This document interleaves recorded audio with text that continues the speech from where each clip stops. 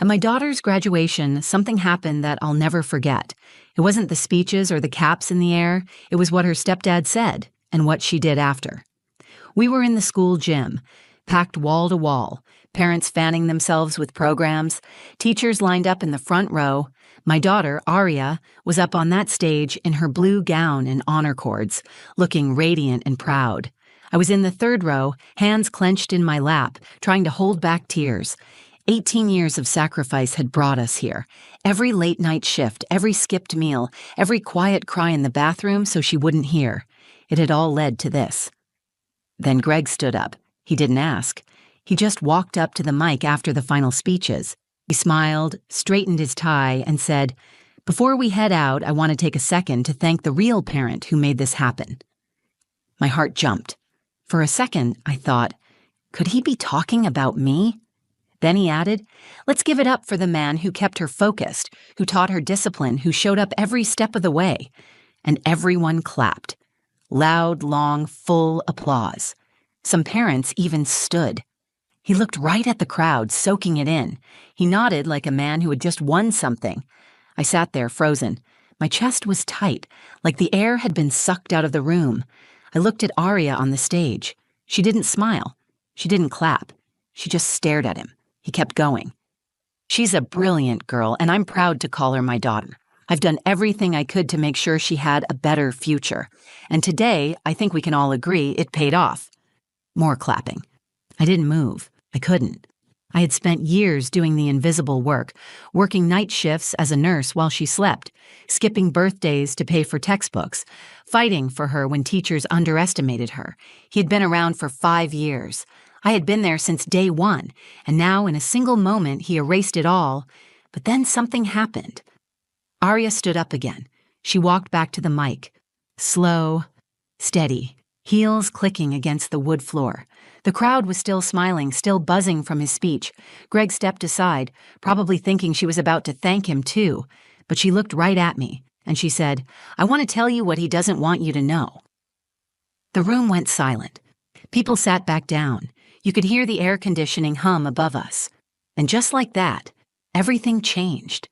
My name is Janelle Ortiz, and I raised my daughter, Aria, by myself for the first 13 years of her life. I didn't plan on doing it alone, but plans rarely survive reality. Her father left when she was 4. No phone calls, no child support, just a blank space where a man should have been. At first I was angry, then I was numb, then I just got busy. I worked night shifts as a nurse, long ones, the kind that leave your back sore and your eyes dry. I'd come home to find her asleep on the couch with her homework on her lap. She never complained. She learned early that we didn't have the luxury of easy. When she was in middle school, I used to write little notes and put them in her lunch, just a sentence or two. Something like, "You're stronger than you think," or "I'll always be proud of you." Sometimes I'd get home late and she'd have left a Post-it on the fridge for me. "Drink water. You forgot yesterday." That was our rhythm. Quiet care, unspoken understanding. She was never just my daughter. She was my anchor. Then Greg came into our lives. We met at a hospital charity gala. He was charming, confident, successful, said all the right things. I hadn't dated in years, and it felt nice to be noticed. He took an interest in Aria right away, helped her with homework, taught her to drive. He liked being seen as the hero, and at first, I wanted to believe he was. We got married 2 years later. Things shifted. He was never openly cruel, but he had this way of making me feel small. If I disagreed with him in front of Aria, he'd flash that tight smile and say, "Let's not confuse her." If I tried to talk about boundaries or parenting decisions, he'd shut me down with, "I think I know what I'm doing." He liked to call himself Dad at parent-teacher nights. I never corrected him. It felt petty. Aria never called him that, though. Not once. She stuck with Greg. Sometimes I wondered if she saw through him more than I did.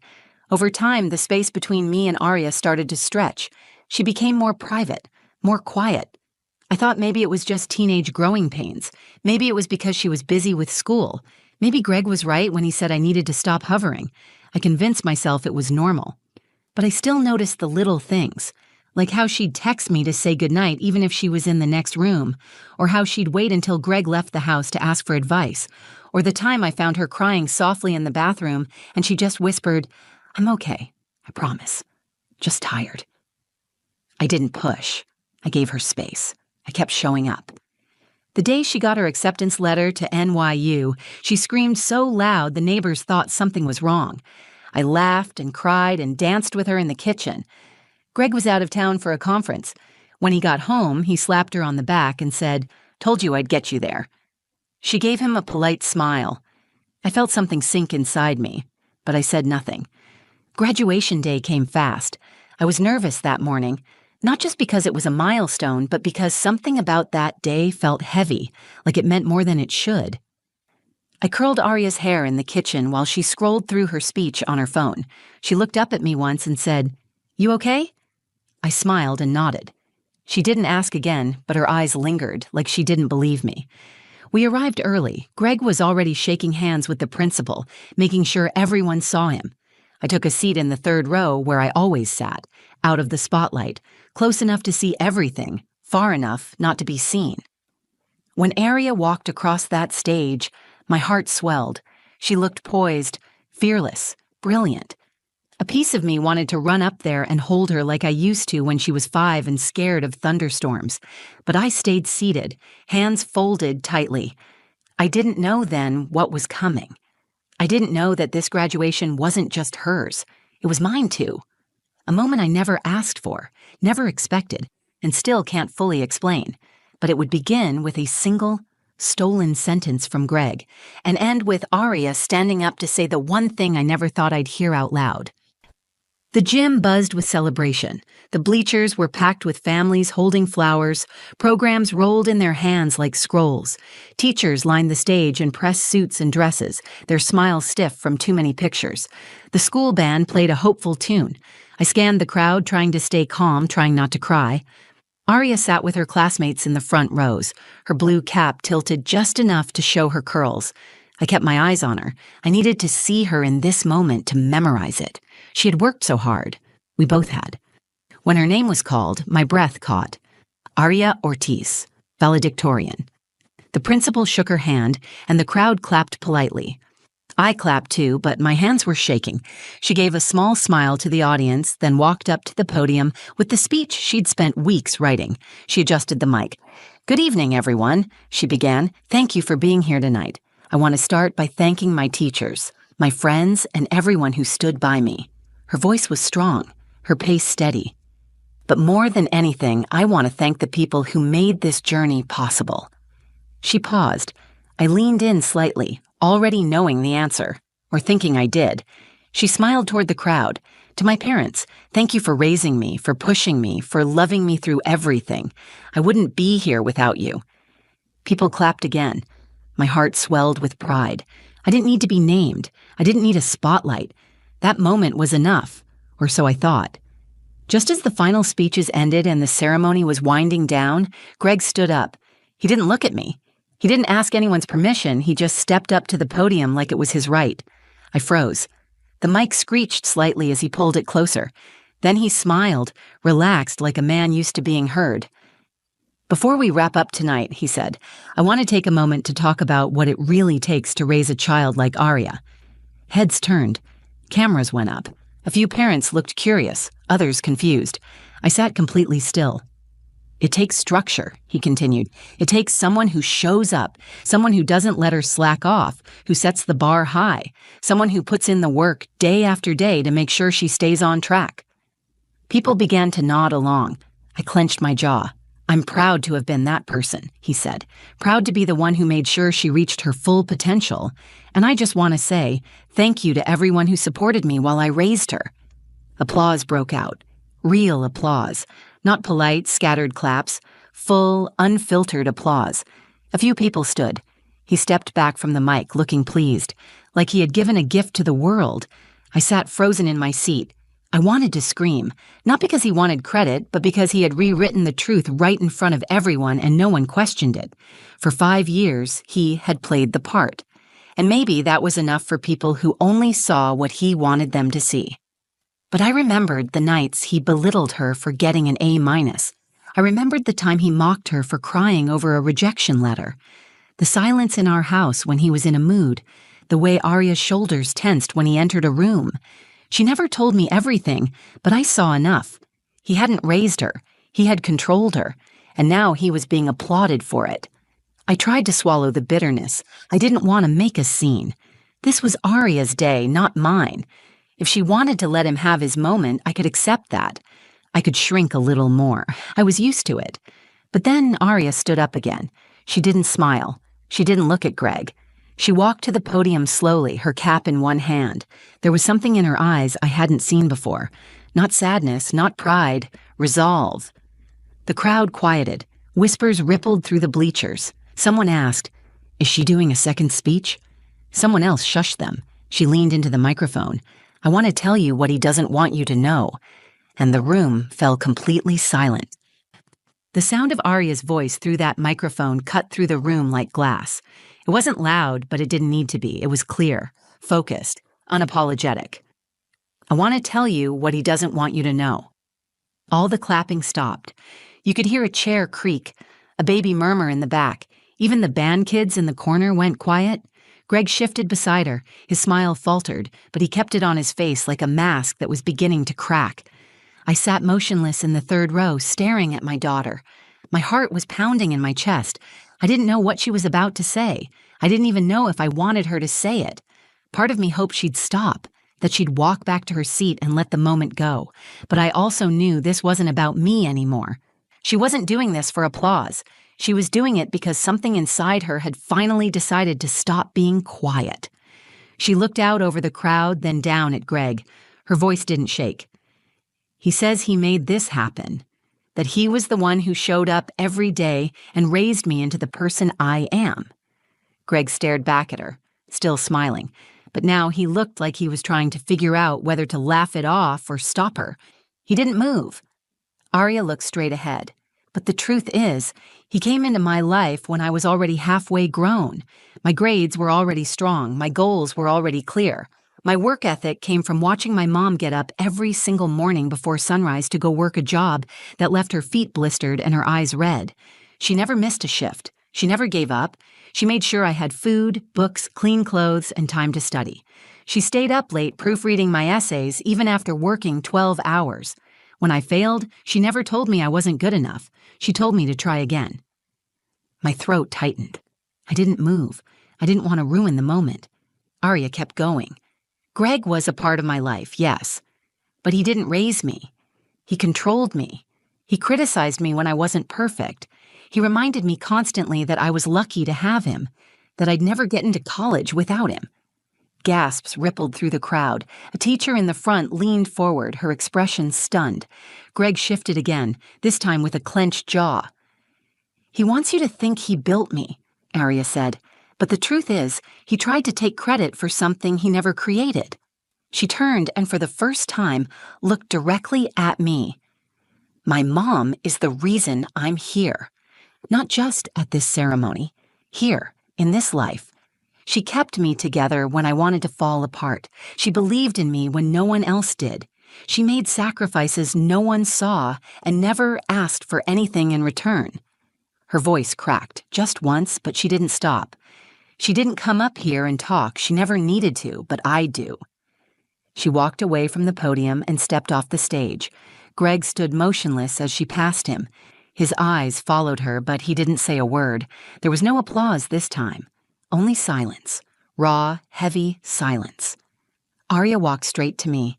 She bent down, wrapped her arms around my neck, and held me like she used to when she was little, and the world felt too big. She whispered, "I saw everything, Mom." I always did. I couldn't speak. I just held her. Something deep inside me cracked open in that moment. Not from pain, but from the release of years of being invisible. Every time I had swallowed my pride to keep the peace. Every night I had cried into my pillow so she wouldn't hear. Every sacrifice I made in silence was suddenly, publicly seen. She didn't just take back her story, she gave mine a voice too. That was the moment the tide turned, not just for her, for me. I don't remember breathing in those first few seconds after Arya hugged me. I just remember the way her arms wrapped around me and how tightly she held on. like she had waited years to say what she did, like letting go too soon would erase it all. The crowd stayed quiet. No one moved. No one clapped.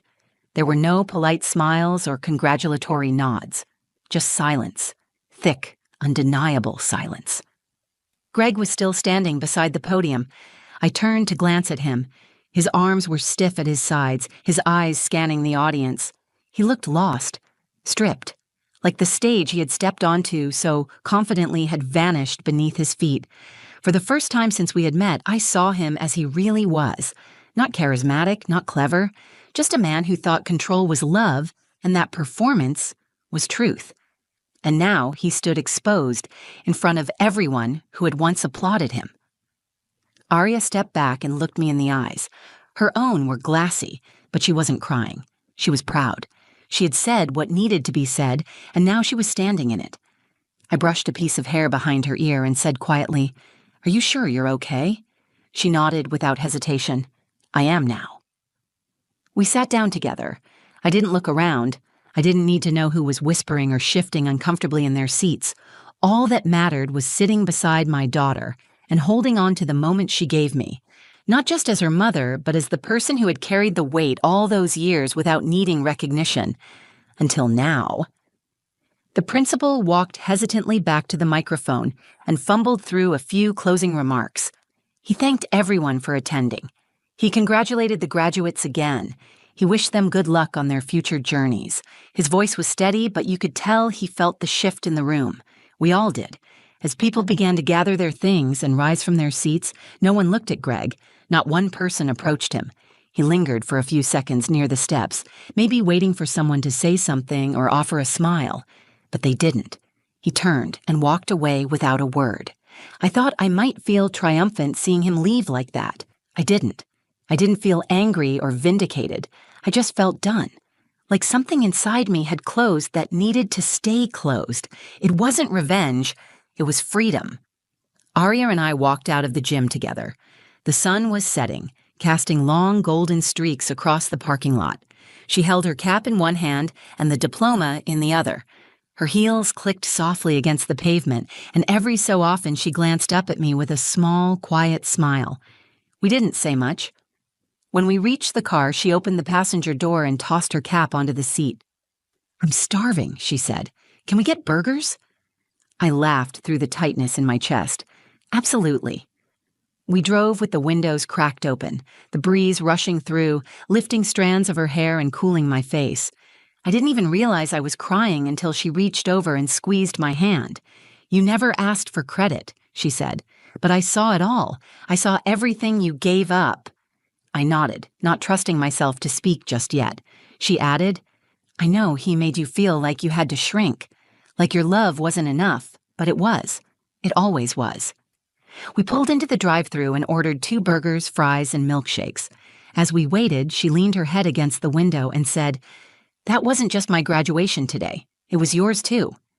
I let that sink in, because she was right. That night wasn't about revenge or shame. It wasn't about humiliating Greg or proving a point. It was about being seen. After years of silence, of letting someone else shape the narrative, my daughter had stood up and told the truth.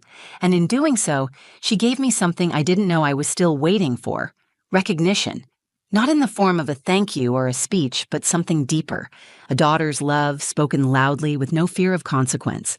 It wasn't the ending I imagined. It was better. That night, after the ceremony and the burgers and the milkshakes, Arya went upstairs to shower and pack a few things for a trip she was taking with her friends. I stayed downstairs in the kitchen, staring at the graduation program still folded neatly on the table. Her name was printed in bold: Arya Ortiz, valedictorian. I ran my fingers over the paper, thinking about everything that had led to this moment. The years of struggle, the sacrifices, the loneliness that came from being both mom and dad, nurse and cheerleader, protector and provider. There were so many times I had doubted myself. So many nights I had wondered if I was doing enough, or if love without money or prestige would ever be seen or remembered. But my daughter had seen it. She had remembered everything. And in front of a room full of people, she spoke the truth. Not just for herself, but for me. When Arya came back down with her overnight bag, she paused in the doorway. Her hair was damp, her face fresh. She looked like a young woman standing fully in her own power. "Are you okay?" she asked. I nodded. "More than okay." She walked over and sat beside me at the kitchen table.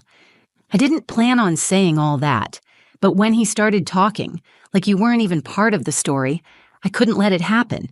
I couldn't let them leave thinking that was the truth. I looked at her, searching her eyes for doubt or hesitation. There was none. "You didn't have to defend me," I said quietly. "I wasn't defending you," she said. "I was honoring you." I sat with that for a moment. Honoring. It was a word I hadn't associated with myself in a long time. I'd spent so many years fading into the background, not because I didn't care, but because I believed that real love didn't demand attention. I believed that showing up every day without applause was enough. And in many ways, it was.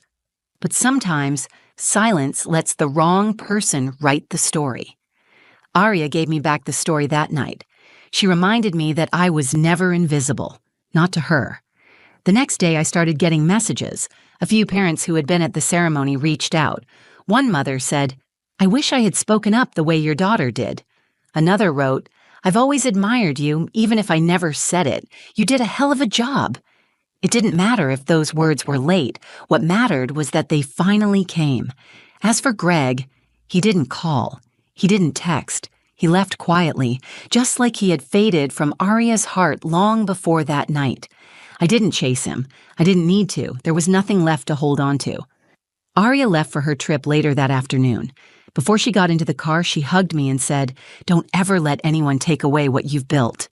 Not ever again." I stood on the porch and watched her drive off. It felt like an ending, but not the kind that brings sadness.